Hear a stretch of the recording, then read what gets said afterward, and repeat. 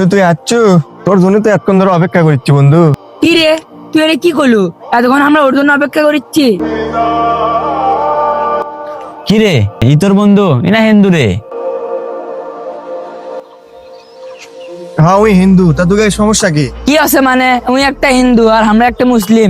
আমরা মুসলিম নাকি হিন্দুর সাথে ঘুরবে যাবো? বন্ধু তোরা বোকার মধ্যে এগুলো কি কথা করছো? বোকা তো আমরা লাগে, বোকা তো তুই। তুই একটা হিন্দু ছেলে ডাকে যাচ্ছ আমাকে সাথে ঘুরবে যাওয়ার জন্য।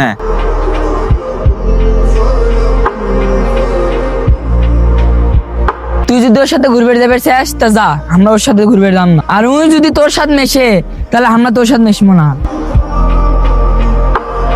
না না দাদা, আপনারা কেন আমার জন্য সম্পর্ক নষ্ট করতে যাবেন?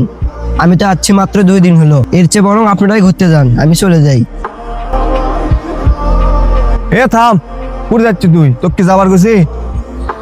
বন্ধু, আমার জন্য তোদের সম্পর্কটা নষ্ট হয়ে যাচ্ছে, আর আমি চাই না আমার জন্য তোদের সম্পর্ক নষ্ট হয়ে যাক। এ তুই চুপচাপ ওর দাঁড়িয়ে থাক। আরে বেটা, ওই হিন্দু দেখে তুই ওর সাথে চলাফেরা করবি না? তুইও মানুষ, ওইও মানুষ।